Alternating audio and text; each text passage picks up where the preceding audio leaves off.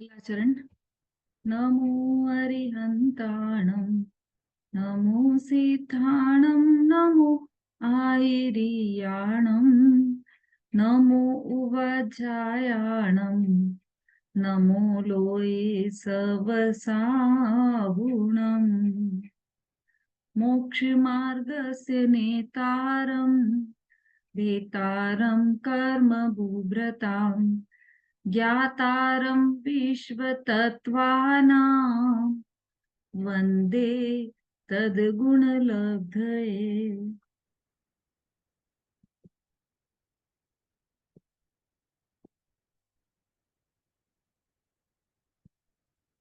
जैन दर्शन का सर्वोत्कृष्ट ग्रंथ तत्वार्थ सूत्र आचार्य उमा स्वामी द्वारा रचित प्रथम अध्याय चल रहा है और प्रथम अध्याय का अंतिम सूत्र हम सभी यहाँ पर समझ रहे हैं। नयों के स्वरूप नयों के भेद को हम सभी यहाँ पर समझ रहे हैं। सूत्र तो आप सभी ने बोल ही लिए हैं, तो हम आगे बढ़ते हैं। 33वां सूत्र। नैगम संग्रह व्यवहार जो सूत्र शब्द समभिरूढ़ेवं भूतानया।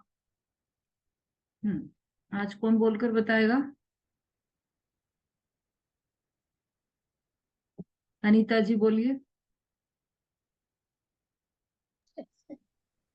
नैगम संग्रह व्यवहार जु सूत्र शब्द संभिरूढ़े वंश भूता नया। काफी ठीक है पहले से। अभी एक बार अपन इसको है ना सरल करने के लिए टुकड़े टुकड़े करके बोलेंगे, तो आप उसको मैडम दोहराइए। इसमें मिला हुआ है, मैडम इसमें मिला हुआ है एकदम मिला घना हुआ है। ही है, लेकिन उसके स्पष्ट उच्चारण के लिए अपन थोड़ा थोड़ा करके बोलेंगे, आप उसको दोहराइएगा। नेगम मैं कर तो संग्रह। रही हूँ अभी। बोलिए। नेगम नैगम संग्रह नैगम संग्रह व्यवहार जो सूत्र व्यवहार जु सूत्र शब्द समभिरूढ़ेवं। समिधि रूढ़े रूढ़म नहीं नहीं, रूढ़े शब्द आप सुनकर बोलिए। शब्द समभिरूढ़ेवं। शब्द समधि रूढ़े बम। हाँ सही। समभि, भूता समधि नहीं, समभि। शब्द सम समभिरूढ़ेवं। शब्द समभी रूढ़े बम हाँ भूता नया। हाँ। शब्द समभिरूढ़ेवं भूता नया। भूता नया भूता नया। नया नया। ठीक। इसका अर्थ हम समझ रहे थे, सामान्य अर्थ तो हमने देख लिया था कि ये जो नय हैं वो 7 प्रकार के हैं। नेगम नय, संग्रह नय, व्यवहार नय, तेजु सूत्र नय, शब्द नय, संभिरूढ़ नय और एवं भूत नय। इस प्रकार ये 7 प्रकार के नय आचार्य उमा स्वामी ने हमें बताए हैं। और उसका जो पहला नय है नेगम नय, उसकी चर्चा कल विस्तार से हमने की है। नेगम नय 3 प्रकार का बताया। भूत नय, भूत नेगम नय, भावी नेगम नय और वर्तमान नेगम नय। कल हमने इसको अच्छी तरह से समझा था। नेगम नय की, नेगम नय किसे कहते हैं, ये कौन बता सकता है?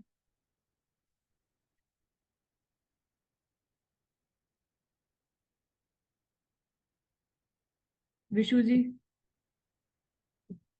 जय जिनेन्द्र दीदी। हम्म अनिष्पन्न अर्थ में संकल्प मात्र को ग्रहण करने वाले नय को नैगम्य कहते हैं। बहुत बढ़िया।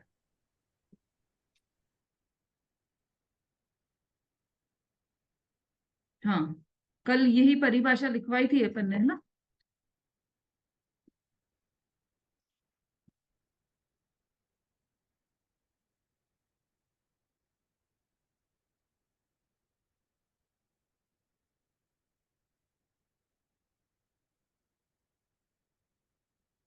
हाँ, और किसी ने लिखी थी कल परिभाषा, वो बोलिए जरा, रेखा जी।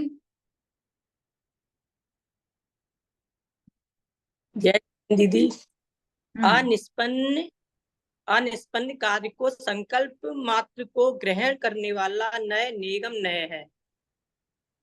अनिष्पन्न कार्य के संकल्प मात्र को ग्रहण करने वाला। ठीक है, इसमें हमने क्या देखा था, इसको अपन शॉर्ट में समझ के और फिर आगे बढ़ते हैं कि लोक व्यवहार में भी हम लोग निगम नय का उपयोग करते हैं। जो बच्चा अभी एमबीबीएस की पढ़ाई प्रारंभ कर रहा है, उसे हम डॉक्टर डॉक्टर कह देते हैं, तो वह भावी निगम नय की अपेक्षा से।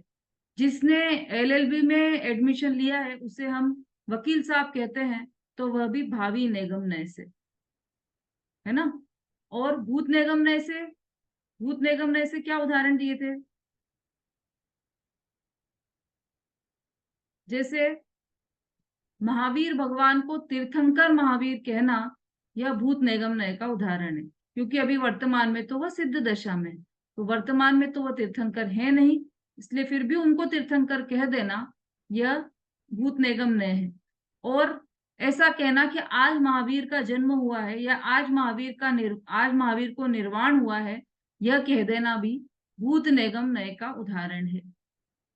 ठीक है, और जो कार्य अभी निष्पन्न हुआ नहीं है, निष्पन्न कुछ समय पश्चात होगा, उसे वर्तमान में कह देना। कि जैसे किसी ने यह कहा कि मैं भात बना रहा हूं, जबकि वह कुछ दूसरे जल आदि इकट्ठे कर रहा है सामान, तब उसने कह दिया कि मैं चावल बना रहा हूं, तो यह वर्तमान निगम नय कहलाएगा। तो इस तरह से हमने यह देखा कल, भूत निगम नय, भावी निगम नय और वर्तमान निगम नय। यह निगम नय 3 प्रकार का होता है, और निगम शब्द का अर्थ ही संकल्प होता है। निगम शब्द का अर्थ संकल्प मात्र होता है। जिसने संकल्प लिया है, कार्य अभी निष्पन्न नहीं हुआ है, लेकिन उसने संकल्प लिया है कि मैं यह कार्य करूंगा, तो वह निगम नय कहलाएगा। लेकिन अब जैसे भूत निगम नय और वर्तमान निगम नय, उसमें तो यह बात लागू पड़ जाती है कि कार्य निष्पन्न नहीं हुआ है और फिर भी कह दिया है कि कार्य कि यह कर रहा हूं मैं, तो वह तो चल जाता है। लेकिन जो भविष्य में कार्य होने वाला है, वह तो निष्पन्न ही नहीं हुआ है अभी, तो फिर उसको कैसे कह दिया गया कि अनिष्पन्न कार्य। तो उसके लिए यहाँ पर बताया गया है कि यहाँ पर अनिष्पन्न कार्य का अर्थ है कि जो कार्य वर्तमान में नहीं हो रहा है, उसे अनिष्पन्न कार्य कहते हैं। भविष्य में होगा तो अभी वर्तमान में तो नहीं हो रहा है ना, या भूत में हो गया तो अभी वर्तमान में तो नहीं हो रहा है ना, इसलिए वो भूत हो चाहे भविष्य हो, दोनों के ही कार्य अनिष्पन्न कहलाएंगे यहाँ पर इस समय, इस दृष्टिकोण से। तो अनिष्पन्न कार्य का संकल्प मात्र ग्रहण करने वाला नय निगम नय होता है, और इस निगम नय को हमने अच्छी तरह से समझा। अब इसका अगला नय है संग्रह नय। कल संग्रह नय का प्रारंभ किया था हमने, तो संग्रह नय किसे कहते हैं, उसके लिए हमने कल एक बात समझी थी कि सत्ता होती, महासत्ता और अवान्तर सत्ता। तो महासत्ता किसे कहा कि जैसे ये विश्व में 6 द्रव्य हैं, 7 तत्व हैं, और 6 द्रव्य तो जाति अपेक्षा संख्या अपेक्षा से अनंत द्रव्य हैं। तो उन सभी अनंत द्रव्यों को एक साथ एक शब्द में कहें तो क्या कहेंगे हम? आप कोई बता सकते हैं? उन अनंत द्रव्यों को एक साथ एक शब्द में कहें तो क्या कह सकते हैं? अनुज जी। जी जय ने हाँ जी। अवान्तर सत्ता। हाँ, अवान्तर सत्ता समझाने के लिए ही वह बोल रहे हैं अपन। इसको आप सामान्य जनरल भाषा में क्या कहेंगे? ठीक है उत्तर आपका, इसको हम एक सत्ता बोलेंगे, सत, है ना। द्रव्य भी बोल सकते हैं, क्योंकि पूरे जगत में जितनी वस्तुएं हैं वे सब इस द्रव्य शब्द में शामिल हो जाती है, या फिर सत्ता शब्द में पूरी जितनी भी सत्ताएं हैं सब शामिल हो जाती है इसमें, चाहे वो जीव की हो, पुद्गल की हो, धर्म अधर्म आकाश काल हो, कुछ भी हो, वो सब द्रव्य है, वो सब सत्ता है। और जीव भी अनंत है, तो अनंत द्रव्य, अनंत सत्ताएं, वो सब इस सत शब्द में शामिल हो जाती है। तो पूरे अनंत द्रव्य अनंत जीव द्रव्य, अनंत अनंत पुद्गल द्रव्य, धर्म अधर्म, आकाश काल द्रव्य, ये सबको यदि हमें एक शब्द में कहना है तो उसे द्रव्य कहेंगे या सत कहेंगे, है ना। तो इसे ही मतलब यह पूरा एक साथ जानना वह अवांतर सत्ता कहलाती है। ये पूरी इतने सारे सत्य मिलकर उस एक सत्य को घोषित करना यह अवांतर सत्ता है। और इसी में यदि कोई ये कहे कि जीव, तो ये जो 6 द्रव्य से मिलकर बनी है ना अवांतर सत्ता, और 6 द्रव्य मतलब जाति अपेक्षा 6 द्रव्य से तो अनंत द्रव्य है, अनंत द्रव्यों से मिलकर बनने वाली अवांतर सत्ता है, तो उसको कहना कि यह सत कहना यह अवांतर सत्ता है। और उसी सत में से जीव सत, उद्गल सत, धर्म अधर्म, आकाश सत, तो एक एक की सत्ता बताना अलग अलग, यह अवांतर सत्ताएं हैं। एक एक देखो जो अन्यमति होते हैं लोक में ऐसा कहा जाता है कि एको ब्रह्म द्वितीयो नास्ति। तो जो हमारी महासत्ता है उसके अनुसार तो यह बात वहां पर एकदम फिट बैठ जाती है। एको ब्रह्म द्वितीयो नास्ति, तो हम भी सत्ता बोलेंगे पूरे विश्व में एकमात्र सत है और कुछ भी नहीं, एकमात्र द्रव्य है और कुछ भी नहीं। तो एको सत द्वितीयो नास्ति मतलब एको सत, एको ब्रह्म द्वितीयो नास्ति वो बोलते हैं ना, तो ऐसा ही हमारा भी एक ही है सत। पूरे विश्व को यदि हम एक शब्द में कहें तो सत हो गया। लेकिन उनके शब्दों में और हमारे मतलब उनकी मान्यताओं में और हमारी मान्यताओं में बहुत अंतर है। क्योंकि वो क्या बोलते हैं, एको ब्रह्म द्वितीयो नास्ति। तो एको ब्रह्म तक तो हम स्वीकार कर सकते हैं कि एक सत्ता मात्र है, लेकिन द्वितीयो नास्ति तो वहां नास्ति पने की बात की गई है। जबकि हमारे यहाँ पर एको ब्रह्म मतलब महासत्ता तो स्वीकार की गई है, लेकिन अवांतर सत्ता भी स्वीकार की गई है। सबकी अपनी अपनी पर्सनल सत्ता भी है, सब स्वतंत्र स्वतंत्र द्रव्य भी हैं, यह भी स्वीकार किया गया है। तो हमारे यहाँ महासत्ता भी स्वीकार की गई है और अवांतर सत्ता भी स्वीकार की गई है। अवांतर सत्ता अर्थात स्वयं के अलग अलग ऐसे सबकी पर्सनल पर्सनल सत्ता, सबके पर्सनल पर्सनल अस्तित्व, और सबको मिला के एक कह दें कि अस्तित्व है, बस है, होना, सत है, ऐसा होना। तो ये पूरा महासत्ता की बात कही। ऐसे ही अवांतर सत्ता में सबकी पृथक पृथक सत्ता होना, यह अवांतर सत्ता है। तो ये 2 बात हमारे दिमाग में होना चाहिए। अब ये जो हमारा नय है, संकल्प नय, वो क्या करता है?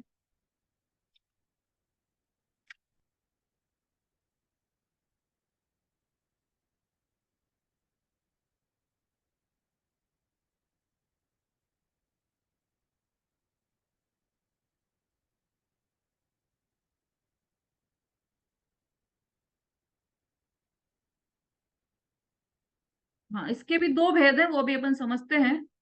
पर इसकी परिभाषा बस इतनी सी बनेगी कि जाति के विरोध मतलब हम जैसे हमने सत्ता स्वीकार की, सत्ता द्रव्य एक स्वीकार किया कि पूरे विश्व एक मतलब महासत्ता है, सब सत है ऐसा। तो उसमें हमने जाति विरोध नहीं किया। जैसे हम इसको छोटे रूप में स्थूल उदाहरण के रूप में लेंगे, तो जैसे किसी ने पूछा आप कौन है, आप कौन, प्रश्न पूछा आप कौन है, तो उत्तर आया मनुष्य। तो मनुष्य, अब वहां पर मनुष्य पने की अपेक्षा वह सत्य है। वहां पर ये भेद नहीं किया स्त्री पुरुष बच्चे, साउथ वाले और नॉर्थ वाले, ऐसा कुछ भी भेद नहीं किया। एकमात्र यह स्वीकार किया कि ये मनुष्य है, यह सब मनुष्य है। तो मनुष्य पने की अपेक्षा से वह सत्य हुआ, है ना। और उसमें ये जाति भेद नहीं किया अलग अलग कि ये स्त्री है, ये पुरुष है, ये बालक है, ऐसा कुछ भी नहीं, सब मनुष्य हैं। तो एकमात्र सत्ता को स्वीकार करना, वह एक तो वह हो गया। तो जाति के विरोध बिना समस्त पदार्थों को इकट्ठा ग्रहण करना, यह संग्रह नय है। ये इसकी परिभाषा बनती है। जाति के विरोध के बिना समस्त पदार्थों को इकट्ठा ग्रहण करना। अब ग्रहण करना मतलब यहाँ पर लेना नहीं है। हमेशा जब भी इसमें शब्द आएगा ग्रहण करना, तो वहां पर आपको अर्थ लगाना होगा। आवाज नहीं आ रही क्या?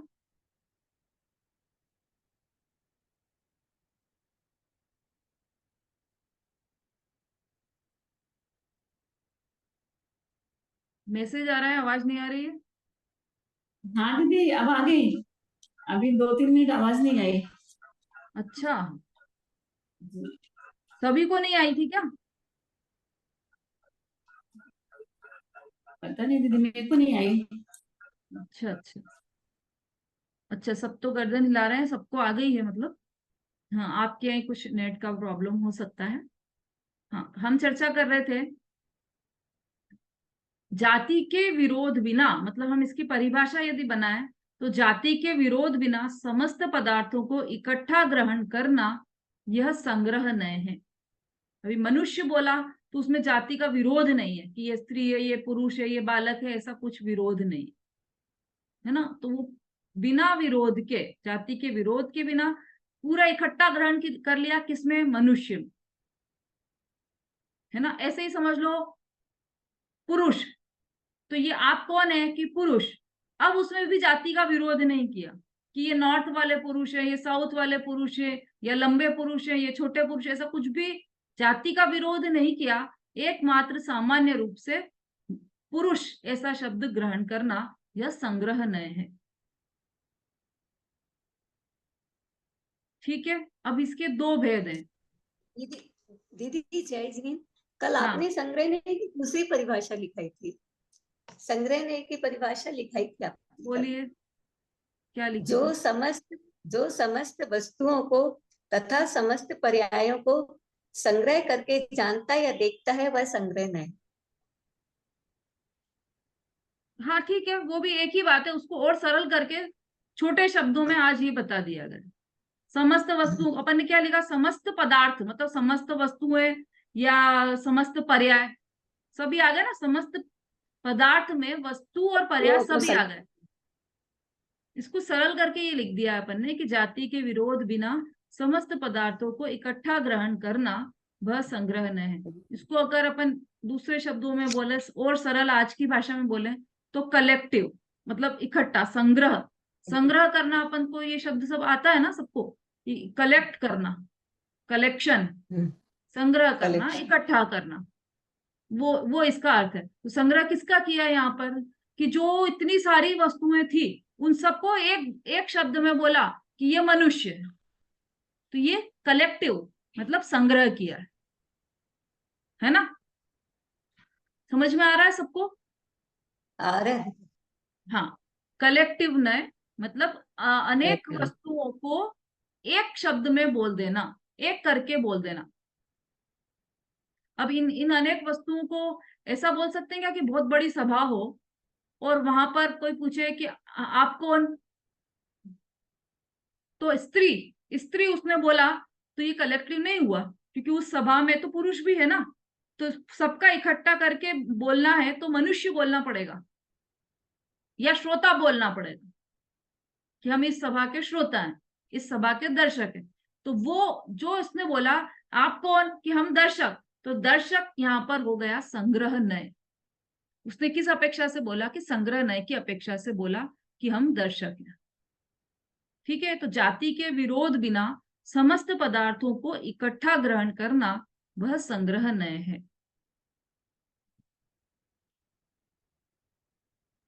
अब ये जो संग्रह नय है वो दो प्रकार का है। देखो, डिटेल बहुत सारा मिलेगा आपको ग्रंथ में एक एक नय का। तो अगर आप और ज्यादा डिटेल में जानना चाहें, भेद प्रभेद में उसके खूब खूब सारे भेद हैं, उसमें जानना चाहें तो आप दूसरे ग्रंथों में अध्ययन करके जान सकते हैं। परम भाव प्रकाशक नय चक्र है, उसमें तो बहुत सरल शब्दों में दिया है, वहां से भी जान सकते हैं। अपन तो यहाँ पर मोटा मोटा ले रहे हैं, जो मतलब हमारी स्थूल बुद्धि में भी समझ जाए, इतना इतना हम ले रहे हैं। अब देखिए, ये जो संग्रह नय है वह दो प्रकार का है, शुद्ध संग्रह नय और अशुद्ध संग्रह नय।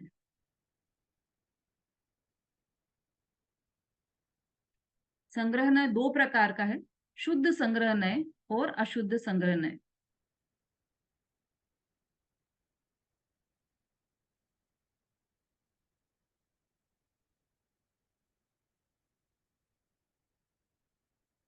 अब देखो, इसमें फर्क इतना सा है दोनों में कि जो शुद्ध संग्रह नय है वो महासत्ता को बताता है और अशुद्ध संग्रह नय अशुद्ध महासत्ता को बताता है। शुद्ध महासत्ता को बताने वाला शुद्ध संग्रहण है और अशुद्ध महासत्ता को बताने वाला अशुद्ध संग्रहण है। अब ये अशुद्ध और शुद्ध महासत्ता क्या होती है वो अपन समझ लेते हैं थोड़ा सा, कि जैसे जो पूरे विश्व में एकत्व स्थापित करने वाली जो शुद्ध महासत्ता, उसको शुद्ध महासत्ता कहते हैं। मतलब पूरे विश्व को एक शब्द में बोलने वाली जो सत्ता है वो शुद्ध महासत्ता है। जैसे हमने पूरे विश्व को एक शब्द में बोल दिया द्रव्य, या पूरे विश्व को एक शब्द में बोल दिया सत, बोल दिया या जान लिया, तो वह शुद्ध महासत्ता है। तो शुद्ध महासत्ता को बताने वाली, शुद्ध महासत्ता को विषय बनाने वाला संग्रहण है शुद्ध संग्रहण है। अब अशुद्ध महासत्ता क्या है, कि जैसे हमने पूरे विश्व को बोला सत, तो ये तो हो गया शुद्ध महासत्ता। लेकिन हमने क्या किया कि एक द्रव्य लिया जीव, तो ये हो गई अशुद्ध महासत्ता। फिर हमने उसमें जीव, जैसे जीव है ना, तो उसमें जीव संसारी जीव, मुक्त जीव, ऐसे दो भेद। फिर उसमें जो संसारी जीव है उसमें त्रस और स्थावर के भेद कर सकते हैं। और फिर त्रस और स्थावर में से भी त्रस के भेद किए तो त्रस के 1 इंद्रिय 2 इंद्रिय 3 इंद्रिय 2 इंद्रिय 3 इंद्रिय 4 इंद्रिय 5 इंद्रिय ऐसे भेद हो गए त्रस के। स्थावर के भेद किए तो पृथ्वी, जल, अग्नि, वायु, वनस्पति का, ऐसे खूब सारे भेद हो गए। तो इन सब भेदों को छोड़कर एक मात्र हमने जीव ये शब्द ग्रहण किया, तो यह अशुद्ध महासत्ता है। क्योंकि देखो अशुद्ध संकल्प नय है, अशुद्ध संकल्प नय। क्यों है ये अशुद्ध संकल्प नय? क्योंकि अशुद्ध संग्रह नय। अशुद्ध संग्रह नय क्यों है ये? क्योंकि इसने संग्रह तो किया है लेकिन महासत्ता रूप संग्रह नहीं किया, अवान्तर सत्ताओं का संग्रह किया है ना। और जो पूरी एक महासत्ता को बताने वाला संग्रह नय है वह शुद्ध नय है। लेकिन यदि अवान्तर सत्ता को संग्रहित करता है जो नय, तो वह अशुद्ध संग्रह नय कहलाएगा। तो मनुष्य लिया जैसे हमने शब्द, तो मनुष्य में हमने ये भेद नहीं किया कि ये स्त्री है, ये पुरुष है, ये बालक है, ऐसा नहीं किया और केवल मनुष्य ग्रहण किया। तो उसमें जितने भी विश्व के सब मनुष्य हैं सब आ गए, तो उन सबको संग्रह करके एक शब्द में बोला मनुष्य, तो ये संग्रहण है। कलेक्टिव किया ना, सबको कलेक्ट किया एक शब्द में, तो वह मनुष्य बोला, तो वह संग्रहण है। लेकिन वह अशुद्ध संग्रहण है क्योंकि हमने इस मनुष्य के अलावा और भी तो चीजें हैं, उन सबको तो हमने छोड़ दिया है, उन सबको नहीं लिया, छूट गई ना चीजें, तो इसलिए वह अशुद्ध संग्रहण है। शुद्ध संग्रहण में कोई भी वस्तु, कोई भी पदार्थ, कोई भी द्रव्य छूटेगा नहीं, वह शुद्ध संग्रहण है। समझ में आ रहा है थोड़ा थोड़ा? हाँ, अच्छा प्रश्न है कुछ? हाँ बोलिए मंजू जी। जय जिनेन्द्र दीदी। हाँ जी। दीदी शुद्ध संग्रह के कुछ उदाहरण से बता दीजिए। मतलब एक ही समझ में आ रहा है कि ये द्रव्य का जो उदाहरण है, तो द्रव्य कहने से विश्व में जो जितनी द्रव्य हैं तो वो महासत्ता हुई। हाँ लेकिन और क्या उदाहरण हो सकते हैं? हाँ, और यही है शुद्ध निश्चय, तो एकमात्र यही है जिसमें पूरा विश्व समा जाए, क्योंकि वो उसका एंड है। उससे ज्यादा और कुछ संग्रहित कर नहीं सकते आप, वो उसका एंड है। देखो अशुद्ध निश्चय में एंड आएगा और शुद्ध निश्चय में भी एंड आ सकता है, एंड आएगा ही आएगा। तो जो एंड आ रहा है ना वो शुद्ध निश्चय है। उसके अतिरिक्त जितने भी भेद चल रहे हैं वो सब अशुद्ध, निश्चय नहीं, वो शुद्ध संग्रहण है। जो एंड आ रहा है वो शुद्ध संग्रहण है। उस एंड के बिना जितने भी हम भेद करते जा रहे हैं वो सब अशुद्ध संग्रहण में आ जाएंगे। देखो उसका उदाहरण भी वही है और चीज भी वही है, जो उदाहरण है वही है, मात्र अशुद्ध शुद्ध संग्रहण है वही है कि पूरा विश्व जिसमें समा जाए वो शुद्ध संग्रहण है। क्योंकि उस संग्रह में, संग्रह मतलब समझ लो एक ढेर, कलेक्ट करना, तो उस कलेक्शन में कोई चीज बच गई है क्या? ऐसे कलेक्शन का नाम बताइए जिसमें कोई चीज बच गई। कौन सा है वो ऐसा कलेक्शन, मंजू जी? अशुद्ध संग्रहणय में बचती हैं। हाँ, मैं पूछ रही हूँ कि ऐसा कलेक्शन बताइए जिसमें कोई चीज बची नहीं हो। ऐसा कौन सा कलेक्शन है कोई कलेक्शन ऐसा? वो तो द्रव्य कहने से ही होगा दीदी, हाँ, द्रव्य वेरी, कहने से ही होगा। बहुत बढ़िया, सही समझा आपने। तो द्रव्य का है या सत्य का है, इसमें ऐसी कोई चीज बचती नहीं है जो बाकी रह जाए। सब कलेक्ट हो गया, इसमें पूरा विश्व कलेक्शन में आ गया, है ना? अब मनुष्य का है, तो इस कलेक्शन में पूरा विश्व आ गया क्या? नहीं। नहीं आया। अच्छा, यदि हम ऐसा कहें कि जीव, तो इसमें पूरा विश्व आ गया क्या? नहीं आया। अच्छा, हम ऐसा कहें कि अजीव, तो इसमें पूरा विश्व आ गया? नहीं। नहीं आया। तो ये सब कलेक्शन है, तो ये भी कलेक्शन, अजीव भी। भाई, जीव और अजीव, मतलब अजीव कहा तो जीव बच गए, लेकिन अजीव का भी तो बहुत सारा एक ग्रुप है। बाकी के 5 द्रव्य अजीव है, एकमात्र जीव द्रव्य को छोड़ के बाकी सब 5 द्रव्यों का यदि समूह बनाया जाए, कलेक्शन किया जाए, तो वो अजीव कहलाएगा। तो ये कलेक्शन, ये भी एक कलेक्शन है, लेकिन ये अशुद्ध संग्रह नय है तो यह भी संग्रह नय, क्योंकि इसको भी हमने कलेक्ट किया है, अजीव के रूप में कलेक्ट किया है। किसको? उद्गल, धर्म, अधर्म, आकाश, काल, इन आकाश। सबको पांचों को एक ही शब्द में बोला, तो वो क्या कहलाया? अजीव, अजीब। है ना? तो वो अजीव शब्द में इन सबका कलेक्शन हुआ, इसलिए यह भी संग्रह नय है। लेकिन इसमें कुछ चीजें छूट गई है, इसलिए यह अशुद्ध संग्रह नय है। क्लियर हुआ थोड़ा, मंजू जी? जी जी दीदी। हाँ, शोभा जी? दीदी कोई कंफ्यूज हो रहे थे कि अवान्तर महासत्ता अवान्तर सत्ता और ये शुद्ध संग्रह ने अशुद्ध संग्रह ने सब मिक्स हो रहा था कि वो ही साथ एक ही ये द्रव है कि उसके बाद भी वो कंफ्यूज हो रहे थे। थोड़ा सा अब समझ में आया है कि द्रव एक है, बाकी जब विभक्त करेंगे तो वो अशुद्ध संग्रह में आ जाएगा और हाँ, शुद्ध में एक जीव आएगा ना। और बाकी नहीं, जैसे जो 5 शुद्ध में जीव नहीं आएगा। यदि हम शुद्ध जीव में को एक द्रव शुद्ध में आएगा, मान शुद्ध लेंगे, में एक द्रव आएगा, द्रव आएगा, हाँ, द्रव्य कौन सा शुद्ध में द्रव्य? एक 6 द्रव आएंगे क्या? Very good. 6 6 द्रव द्रव्य, आएंगे ना? 6 द्रव्य तो जाति अपेक्षा हम बोल रहे हैं, वैसे अनंत द्रव्य, जितने भी द्रव्य हैं विश्व में वो सब आ गए, तो कुछ भी बाकी नहीं रहा। द्रव्य के अतिरिक्त दुनिया में कुछ भी बाकी ही नहीं रहा ना। यदि हमने द्रव्य शब्द बोल दिया या समझ लिया या जान लिया, तो इसके अलावा कुछ, कोई ऐसी चीज, एक चीज ऐसी बताइए जो बाकी रह गई है क्या? कोई? कुछ भी नहीं रह गया। कुछ भी नहीं रह गया, इसलिए वह शुद्ध संग्रह नय कहलाएगा। दीदी राजेंद्र, दीदी कुछ छूट जाए तो अशुद्ध संग्रह न है, और सब कुछ कंप्लीट हो तो शुद्ध संग्रह न है। हाँ, देखो, छूट जाए उसका नाम अशुद्ध संग्रह नहीं, लेकिन जो मतलब कुछ को छोड़ के बाकी का संग्रह कर लेता है, उसका नाम, संग्रह करने का नाम अशुद्ध संग्रह नय है।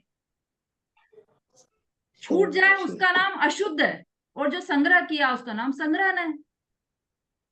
जो 2 चीज हुई ना, कुछ चीजें छूटी और कुछ चीज पकड़ी, तो जो चीज पकड़ी वो तो कहलाया संग्रह नय, और कुछ चीजें छूट गई थी, इसलिए वो अशुद्ध संग्रह नय। शुद्ध संग्रह नय और अशुद्ध संग्रह नय दोनों में कॉमन बात क्या है?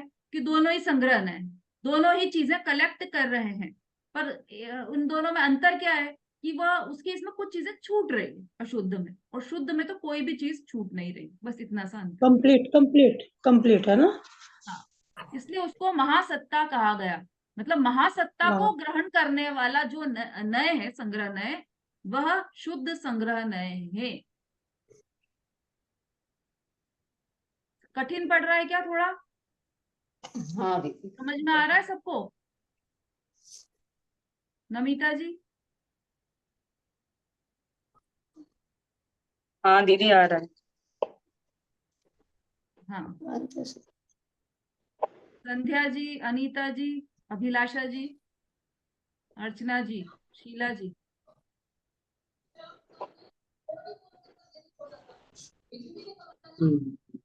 हाँ, इस संबंध में कोई और प्रश्न हो तो आप पूछ सकते हैं। शोभा जी। दीदी एक बार आपको फिर से महासत्ता से अवान्तर सत्ता और शुद्ध, ये फिर से क्लियर करना पड़ेगा, मिक्स हो रहा है थोड़ा सा। हाँ हाँ हाँ, देखो आप इसको और सरल करके समझाते हैं अपन। महासत्ता और अवान्तर सत्ता, ये दो शब्द आते हैं प्रवचन सार में, मतलब ये ग्रंथों में दिए हैं दो शब्द। तो महासत्ता किसे कहते हैं और अवान्तर सत्ता किसे कहते हैं? तो ये जो दूसरे अन्यमति लोग होते हैं वो तो ये समझते हैं कि पूरे जो ब्रह्मा है, मतलब पूरा जो विश्व है, उसको चलाने वाले एक ब्रह्मा ही है। तो वो ही है, कोई कुछ काम कर रहा है तो कि ब्रह्मा ही करवा रहा है, कोई कैसा परिणमन कर रहा है तो ब्रह्मा ही करवा रहा है। मतलब सबका परिणमन, जीव का परिणमन, पुद्गल का परिणमन, सबका परिणमन ब्रह्मा कराता है, ऐसा उसमें माना जाता है। अब उसको वो बोलते हैं महासत्ता, ब्रह्मा को महासत्ता शब्द से बोलते हैं क्योंकि वो ही है, एक ब्रह्मा ही भगवान है, बाकी तो कोई, हम तो सब ये उसकी कठपुतली है। ब्रह्मा जैसा नचा रहा है वैसा हम नाच रहे ना। और तू कि वो सुनामी आ गई तो ब्रह्मा ब्रह्मा ने ही रची है ये भी। और खूब खुशियां ही खुशियां छा गई, सब दूर बाग बगीचे फल फूलों से लद गए, तो यह भी कार्य ब्रह्मा ने किया है, क्योंकि ये करने वाला ब्रह्मा ही है, बाकी सब हम सब तो मनुष्य हैं जितने, वो सब उनकी कठपुतलियां हैं, ऐसा उसमें माना जाता है। ठीक है, वो उसको महासत्ता बोलते हैं। अब आ जाइए हमारी तरफ, जैन दर्शन में। जैन दर्शन में महासत्ता किसे कहा गया कि जो मतलब एक सत, वह महासत्ता है। महासत्ता शब्द का भी यदि संधि विच्छेद करोगे तो सत मतलब महासत। और महासत क्या है कि विश्व में जो सत है, मतलब जो अस्तित्व है, सत शब्द का अर्थ अस्तित्व है, ये ध्यान रखना। तो विश्व में जितना भी सत है, जितना भी अस्तित्व है, वही सत्य है और वही महासत्ता है। तो इस पूरे विश्व को एक साथ कहने वाला नय, एक साथ जानने वाला नय, महासत्ता को ग्रहण करने वाला नय संग्रह नय है। महासत्ता को ग्रहण करना मतलब महासत्ता को जानने वाला नय संग्रह नय है। और महासत्ता क्या है कि पूरे विश्व में जितनी भी सत्ता, उनको सेपरेट सेपरेट नहीं जानकर ये कह देना कि ये द्रव्य, द्रव्य एक शब्द कह दिया द्रव्य तो उसमें पूरा विश्व समा गया। एक शब्द कह दिया सत, उसमें पूरा विश्व समा गया। एक शब्द कह दिया वस्तु, तो उसमें पूरा विश्व समा गया। अब वस्तु अभी मैंने नया शब्द लिया है, पहले क्यों नहीं बोला ये वस्तु शब्द? क्योंकि सामान्यतया वस्तु से हम क्या अर्थ लगाते हैं, ये टेबल, ये कुर्सी, ये चश्मा, ये मोबाइल, ये वस्तु है। हम जीव को वस्तु नहीं समझते। वास्तव में तो जिसमें वस्तुत्व गुण पाया जाए वो वस्तु होती है, और वस्तुत्व गुण सब में पाया जाता है, सभी द्रव्यों में। सामान्य गुण यदि आपने पढ़े हो तो छह प्रकार के सामान्य गुण बताए हैं, ऐसे तो अनंत है, लेकिन मुख्य रूप से 6 प्रकार के सामान्य गुण बताए।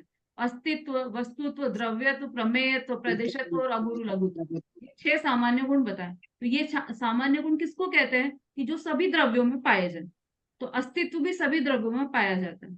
अस्तित्व का अर्थ है होना, उसकी सत्ता होना, वो सब द्रव्यों में होता है। कोई भी द्रव्य अस्तित्व के बिना का नहीं। द्रव्य कहते ही उसे है कि जिसका अस्तित्व हो, उसके बिना वो कोई वस्तु है ही नहीं दुनिया में।